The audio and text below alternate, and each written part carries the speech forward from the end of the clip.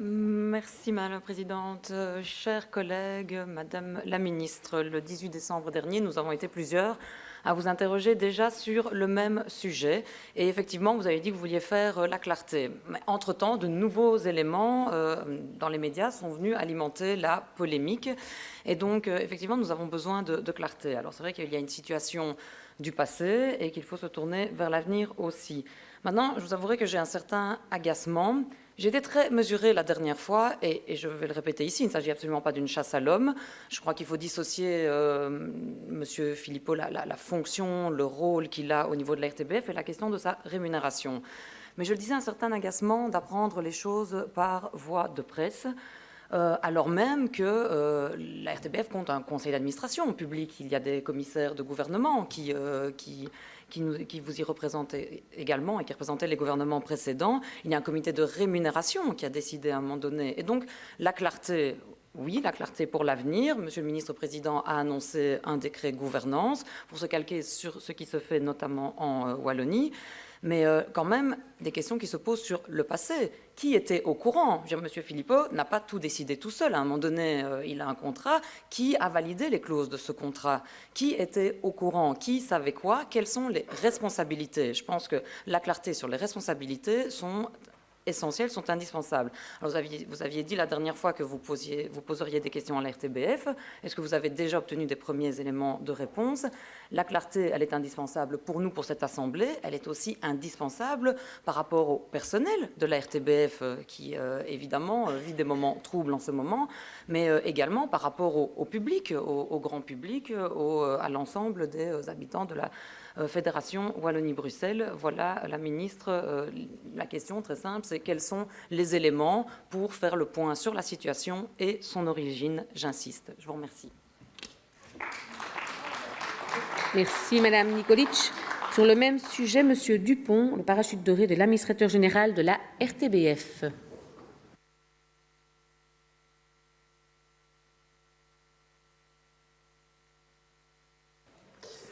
Madame la Ministre, en novembre, nous apprenions que le salaire de l'administrateur général de la RTBF était de 329 000 €. Un montant déjà supérieur de à peu près 100 000 € de plus que la circulaire de 2014.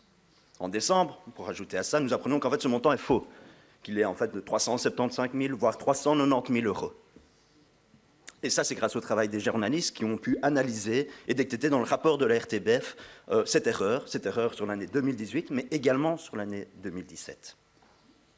Est-ce une erreur ou une falsification, étant donné qu'un rapport de United a été rendu à la RTBF en 2017, qui révèle en fait qu'il y a des erreurs comptables, qui sont des erreurs qui peuvent arriver, mais qui sont des erreurs comptables révélées donc en 2017 à la RTBF. Et le dernier élément que je veux vous apporter, c'est quand même qu'on a appris ces derniers jours qu'en fait, il y a dans la clause du contrat de l'administrateur général, en fait, une clause parachute doré, tout simplement, qui permet effectivement à l'administrateur, en cas de non-renouvellement, de bénéficier d'une année de salaire en plus. Donc mes questions sont simples, en fait, Madame la Ministre. La première question, effectivement, c'est s'il y a non-renouvellement, allez-vous offrir ce parachute doré à l'administrateur général? Ensuite, évidemment, je vous demande vos démarches sur ces faits de faux et usage de faux. Et puis, évidemment, sur le décret gouvernance. Donc, on en a déjà parlé. On a dit qu'il y allait avoir un décret de gouvernance au Parlement de la Fédération Wallonie-Bruxelles. Il se fait attendre et je pense qu'il est urgent d'y arriver. Et puis, évidemment, si ces faits sont avérés, si ce manque de transparence est avéré dans le fait de l'administrateur général, allez-vous, la confiance étant rompue à ce moment-là, allez-vous quand même proposer un mandat à l'administrateur général? Je vous remercie, Madame la Ministre.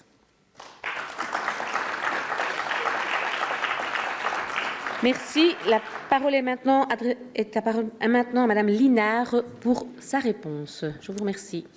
Mesdames et Messieurs les députés qui m'interrogeaient, je voudrais être très claire sur le fait que je n'ai pas changé d'un iota sur ma position qui était celle que j'ai défendue ici. Il est indispensable de faire toute la clarté sur ce qu'il s'est passé à l'RTBF et de donner une transparence totale sur les rémunérations de l'administrateur général, mais aussi des différents directeurs généraux à l'RTBF.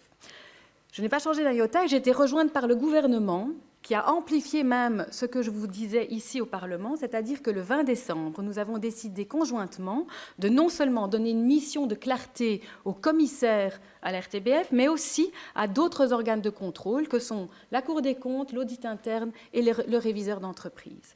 Nous avons proposé à ces organes de remettre un rapport le 10 janvier, faisant la clarté sur, entre autres, cette question qui est avérée, pourquoi le montant de la rémunération connue aujourd'hui de l'administrateur général n'était pas le montant repris dans le rapport d'activité de la RTBF.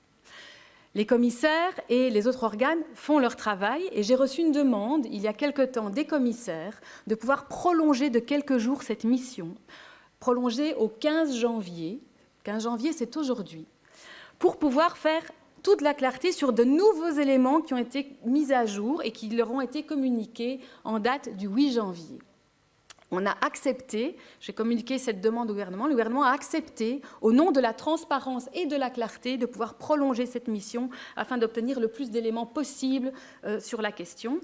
À ce stade, étant donné que nous sommes le 15 janvier, je n'ai pas encore reçu les rapports des différents organes et le gouvernement, dès réception de ces rapports, va évidemment prendre attitude par rapport à ce qui nous est communiqué.